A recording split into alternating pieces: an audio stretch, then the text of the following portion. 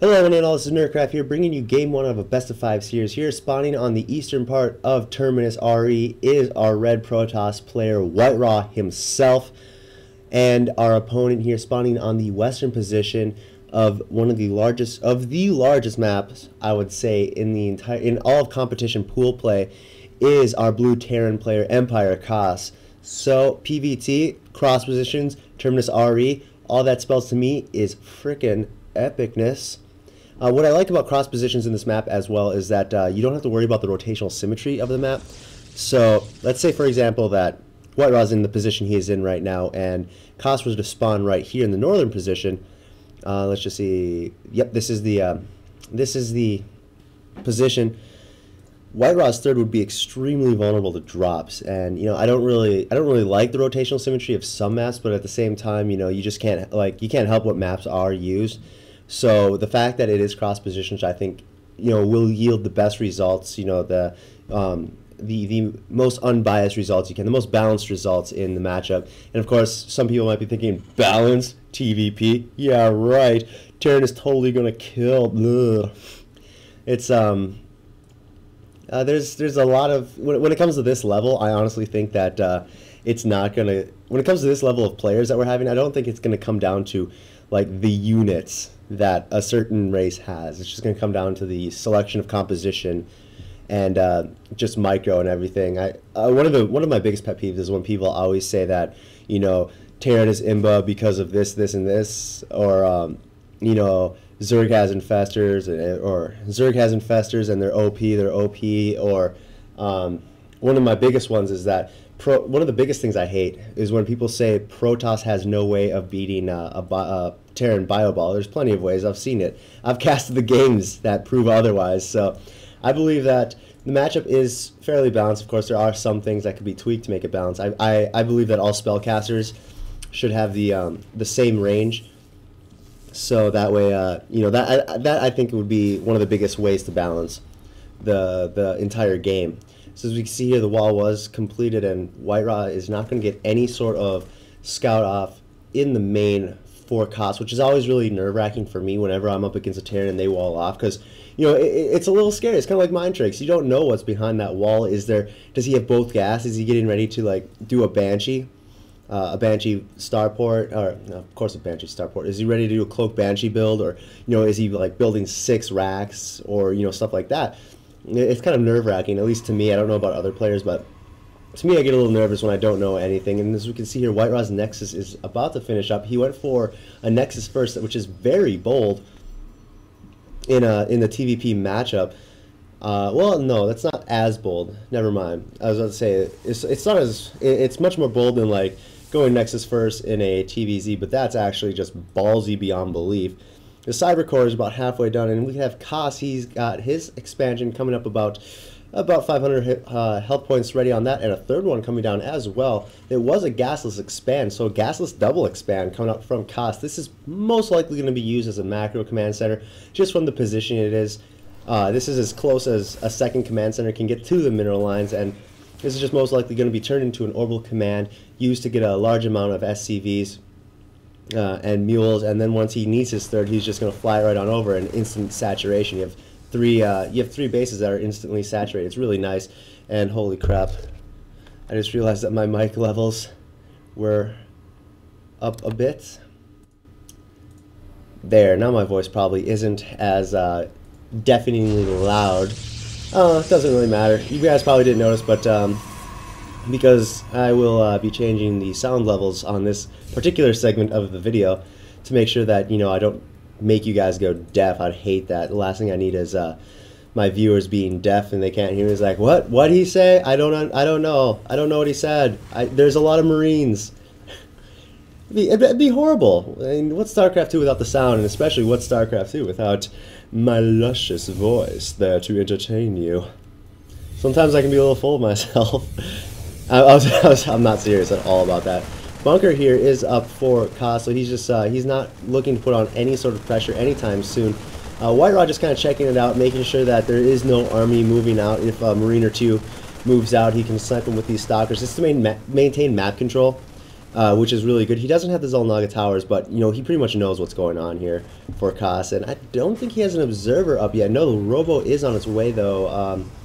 Let's see here, where is it? There it is. Oh man, that was the first time I ever found it in the first shot. And this Zealot slowly working on this destructible debris. He's probably really hating the Executor right now because he's like, I have trained hundreds of years in the greatest art of combat of all of Ire, and here I am hitting a giant piece of metal. I know, I'd be pissed. I was like, I want to get out there, I want to stab some Marines, I want to slice up some Marauders. That's what I'd want to do if I was a Zealot. Maybe even destroy some Lings, stab an Infestor in the face. God, that'd be nice. I think there might be something wrong with me. a little messed up in the head. Scan going down there, he's going to see that there is 4 gateways. So, so Kasi, he doesn't really know if there is any Robo. He doesn't know if there's going to be a Robo or not. Of course, you can always just assume. Usually, you can assume there's a Robo because those observers are really almost crucial. And a Robo Bay is going to come up from WhiteRa, so he's going to be playing a little bit of an older style of PvT, where he is we're going to go a little bit more Colossus heavy, I believe, because getting the Robo Bay this early, that does definitely indicate that he's going to have a heavy amount of Colossus. He is making it immortal, however, so I might just, you know, be putting my foot in my mouth by saying that he could just be getting the Robo Bay for like War Prism speed, because hey, it's WhiteRa. He freaking loves War Prisms, and it's what he's kind of known for. The third has been established here for Kas, and there you go, almost instant saturation. Missile turret going up. I think Kas just want to make sure that he's going to deny as much scouting as he can. There is no missile turrets up in the back though, so WhiteRa is going to be able to come in and get the scout on Kas. As you can see, there is a starport and a factory being, or no, that's not it. That's a second factory, so don't know why a second factory is being built. That's interesting. And this SCV is going to try and get some scouting. If you look at the mini-map, just look how much small red dots there are on it. I mean, those are all pylons. I love this from WhiteRa. There's a probe right there, and then another probe right there. So he's just making sure that he has pylons freaking everywhere. Whoa, Immortal! Miss rally right into the base. Oh, that's not good for WhiteRa at all. Almost lost an Immortal there. Gets by with 7 health.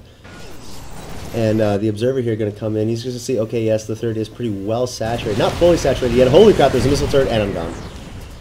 So I still can't believe that Immortal was misrallied over there, and it lived. That would have been horrible, though, if it died. I was just talking about, like, oh, man, that would have sucked. So let's see here. What was I going to say? Oh, yeah, the pylon spread. I really like this pylon spread. And, you know, the fact that the probes are still out there indicates that WhiteRa is going to be making even more probes. He's watching out to make sure that there's no, like, sneaky expansions and all. But what's great about this pylon spread is that once the engagements happen in the middle, the WhiteRa will be able to warp in from every single angle. If we look here, he has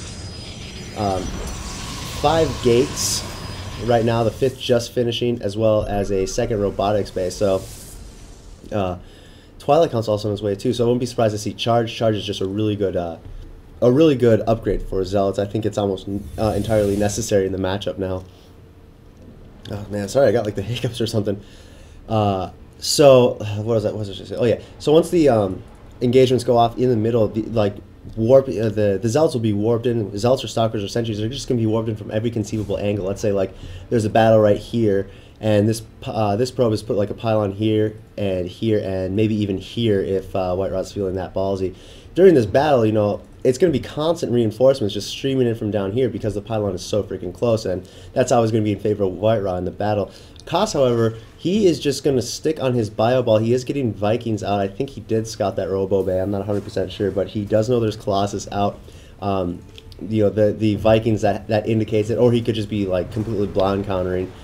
So not too sure about that actually. 2 more barracks are being made with tech labs, or no, 2 more tech labs being made for the barracks, and it looks like Kas is readying up a drop which is going to consist of Marauders and a single Marine. I've noticed that at least in PvT there seems to be a lot more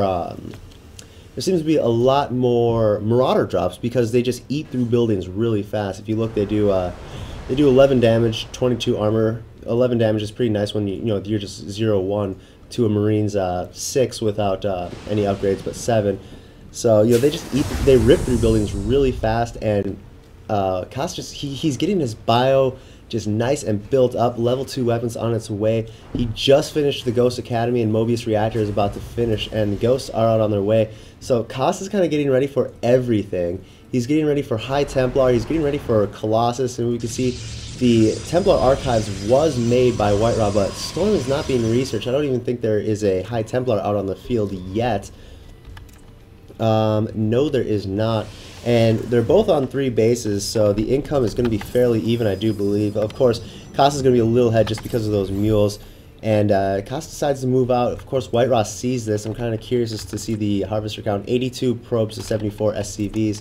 So yeah, once those mules start expiring and the Kas stops using mules and starts saving up for like scans to gauge the positioning of the army. Of course, WhiteRa is going to get a little ahead in the economy. But, neither of them seem to be ready to expand. Of course, as I say that, there's a command center flying over here to the 4th, and Kas does build his 4th. So, yeah, none of them are ready to expand. They both expand at the same time. Archon has been made, and there's a lot of Stalkers. I think Blink was researched. Yes, Blink was researched. Very interesting. Blink Stalker is very powerful. I don't necessarily agree with a heavy Stalker composition in TVP because Marauders and Marines, they can eat through Stalkers really fast, especially with Concussive Shell. And these are actually on hold position, so they're not going to engage. Gets 1 volley off, takes out a couple shield and a little HP for that guy, and then they just blink out. That is what's nice about Blink Stalker, is that you just have this really nice potential for harassing. You can see that Observer is not actually going to go a 5th coming up for Kas. Wouldn't be surprised to see a 5th come up here for WhiteRa or right here. And Blink Stalker going in, they're going to take out that expansion right there, and for some reason the probe decided to build a pylon in some of the worst places imaginary. Scans goes off trying to see where this army is. Wow, there's actually quite a bit of Colossus. 6 Colossus. I haven't seen 6 Colossus out for actually a while in TVP, it feels. I've noticed that in the current Protoss matchup, actually with all Protoss, they've been shying away from Colossus. The only match they don't really shy away from Colossus is late game PvP, where it's just War of the Worlds style. Hazaz versus grubby motherships, Colossus. That's the entire army. Freaking awesome game. And if you guys don't know what I'm talking about, it's for the MLG Winter Arena qualifier. Blinking out there, going to be able to save all of his Stalkers. It was a best of 3 match between Hazwabs and Grubby PvP match, and the game was just freaking crazy. Like I want to tell you how it went, but that's like not fair to you guys. So all I can say is just go into MLG TV, check out those VODs if you can. As you can see here, the engagement coming up for WhiteRa, and then here comes the Vikings right in. The Stalkers blink away from the Vikings, and not even a Colossus being lost here. Looks like Kas wants to get out. He's not liking this engagement. I think he just wants to stick behind and hug this planetary fortress, which is a very good idea, but the problem is that puts the Protoss army between his army and his 3 bases, so that's not a really good place. Vikings going to come forward there. Looks like they are going to pick off 1 Colossus. Stalkers blinking forward and trying to focus down that factory. That's what's really nice about having the factory over there, is that it screws with the Stalker AI. And just small little micros going off. Oh man, I just realized I missed that drop. I just remembered about the drop earlier, but if we look, I think it was over there. Nothing much happened. And jeez, this micro that's going on is just so impressive. That's what I love about watching those pro games. It's just that kind of back and forth. You're like, oh, is this the engagement? No, it's not the engagement, but it is a maxed out WhiteRa to very close to being maxed out Kas. Okay, now it's a maxed out Kas to a maxed out WhiteRa. Well, no, it's not maxed out anymore. Just come on. Ooh, that's beautiful right there. But of course, it doesn't matter. The Stalker does die anyway. Guardian Shield's going up, and they're just both picking at each other behind the flank. With the Vikings going to be able to take out 2 Colossus, and the Blink Stalker looks like they're going to be able to take out a majority of these Vikings, but I don't think it's going to be nuts. The force fields go down, destroys a majority of the Bio Army before the last 2 Colossus can go down. And holy crap, these Immortals just eating through. Look at that. This is the Immortal that walked ahead. He's still freaking alive. It's 3-3. It's 3-0-3 for our Protoss player, and it's 2-3 for Kas. So that's kind of why he lost that engagement. Just superior upgrades here for WhiteRa. These Zealots will do 11 damage to these Marines, and these Marines will only do 9. and going into the front, just crashing in. Blink Stalkers going behind the walls. Massive EMPs go off on almost all the forces except a handful of Zealots, and holy crap, this Immortal is still alive. He lost all of his shield and is still living. This Immortal lives up to his name. Everything is actually cleaned up by WhiteRa from Kas, and there's a bio army right there. All the medevacs have been taken out, so this army can only last so long. 3 being made right now, just about to finish. And WhiteRa is just going to cut his losses and get back. Of course, we can see a massive warping of Zealots and High Templar to be turned into Archons, and now WhiteRa is going to siege up this 4th base, and looks like the planetary is going to go down. A lot of SCVs being rallied at the same time, so massive amounts of SCVs are going to go down. If we look here, 23 SCVs killed to 7 probes, 2 more Colossus going to join the fray, and 3rd on its way. Level 1 shields coming up too, and you know that's the thing. A lot of people don't really take into account is how Jesus. So I wish I was an Archon, just like shooting lightning out of my hand and just be composed of pure psionic energy. Is that how much this how much shields can actually affect, especially when you have Archons. And you can see EMPs going down on most of the Archons, but that's pretty much it. It only went down on the Archons. It doesn't really matter that you take out the Archons because there's still Colossus back there and no Vikings. And it looks like this might be GG for Kas. It's 183 to 72 supply, and GG. Our Immortal is still alive. This Immortal, holy crap, the first Immortal made, misrallied all the way to the base of the Terran player, lost all of his shield damage, almost died, but got out, and he made a promise to himself when he made the mistake of blindly walking into the Terran base. See, he's very young and unwise back then. He thought that he was truly immortal. He took his name too literally. So as he saw as he almost died, he told himself, I will not die, and I will only kill. I will be a true immortal. And at the end of the game, he got 18 kills, and he did not lose a single another HP at all. He was down 0 shield a lot. I was keeping an eye on this guy. He lost all of his shields quite a bit, but still did not die. He is the immortal among immortals. Talk about freaking impressive. So anyway, WhiteRa is going to take the first game, as we can see here. Stick around for game number 2. If you want to make sure that you do get game number 2, you can subscribe to my channel, and that ensures that you do see game number 2. But anyway, we are going to go on to game number 2. That's like, I don't know, the 100th time I've said that. My name is NerdCraft. Stick around.